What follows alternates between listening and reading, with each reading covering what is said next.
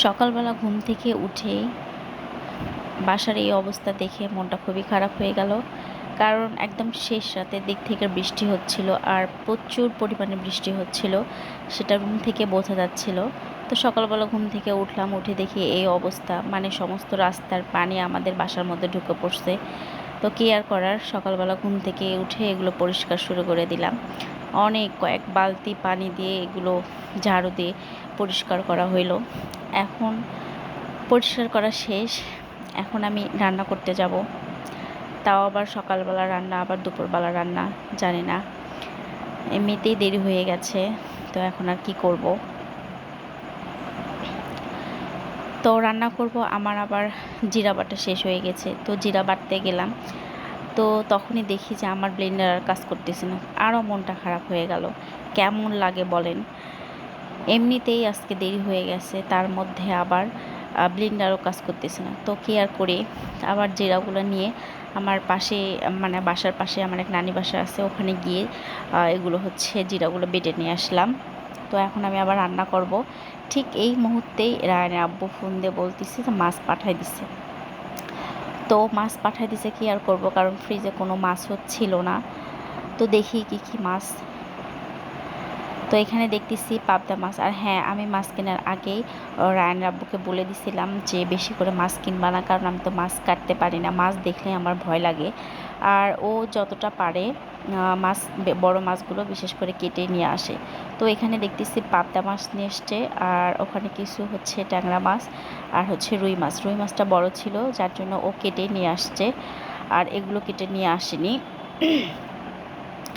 তো এগুলো আমি প্রথমত আমি রুই মাছ আর হচ্ছে পাবদা মাছটা পরিষ্কার করে নিব। আর হ্যাঁ, আমি পাবদা মাছটা কাটতে পারি, আমার ভালো লাগে কাটতে, এটাতে কোনো কাটা থাকে না, এই জন্য। আর কাঁটাওয়ালা মাছগুলো আমি কাটতে পারি না। তো ভাবতেছি ওই ট্যাংরা মাছে এখন হাত দেবো না, কারণ সবগুলো মাছের জীবিত, ওগুলো তো ফাইনালি আমার হচ্ছে এই যে মাছ আমার পরিষ্কার করা হয়ে গেছে। তো মাছ আমার পরিষ্কার করা হয়ে গেছে, এটা আমি এখন ফ্রিজে রেখে দিব। আর এখন আমাকে দুপুরে রান্নাটাই করতে হবে। সকালে যাই হোক যেটা করে খাইলাম, তো দুপুরে আমার অনেক দেরি হয়ে গেছে। আর আসলে ট্যাংরা মাছ আমি এখন হাত দেবো না, ওটাকে পরে। তো এখানে আমি আগে থেকেই, মানে ঘুম থেকে উঠে আমি পেঁপে কেটে নিয়েছিলাম, পেঁপে ভাজি করব। আর এখানে হচ্ছে আমি হচ্ছে ভুড়ি রান্না করব। আর এখানে আমার ভুড়ি হচ্ছে সেদ্ধ করা হয়ে গেছে, মানে সব কিছু মশলা দিয়ে সেদ্ধ করে নিয়েছি। আর হ্যাঁ, এর আগে তো আমি এই ভুড়ি রেসিপিটা দিয়েছি, সেজন্য আজকে আমি আর পুরোপুরি কিছুই দেখাইলাম না। তো এখানে আমার পেঁপে ভাজি প্রায় হয়ে গেছে, আর এর থেকে বেশি করা করব না। আর এখানে আমি ভুড়ি রান্না করব, আর এরপর ভাত উঠাই দিব। দেওয়ার পর আজকে দুপুরে এ পর্যন্ত থাক, কারণ আমার আরও মাছ কাটা বাকি আছে, ওগুলো আবার মাছ কাটতে হবে। আর সকাল থেকে উঠে আমার মানে প্রত্যেকটা কাজেই বাধা পড়তেছে। আগে তো পানি দিয়ে বাড়ি একদম ভরে গেছে, তারপরে আবার আমার হচ্ছে ব্লেন্ডার কাজ করতেছে না। তো এই জন্য সব কিছুতে আমার আজকে দেরি হয়ে গেছে। আর এই যে এখানে আমার সমস্ত মশলা দিয়ে ভুড়িটাকে সেদ্ধ করে নিয়েছি, আর এখন আমি আলুর মধ্যে এই ভুড়িটা দিয়ে দিব, দিয়ে এটাকে ভালো করে কষাবো।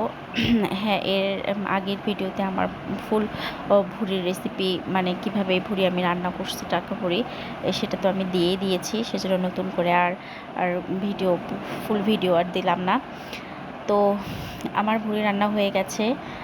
আর তো সবাই আপনারা ভালো থাকবেন, সুস্থ থাকবেন, আল্লাহ হাফেজ। আর অবশ্যই আমার আর চ্যানেলটিকে সাবস্ক্রাইব করবেন।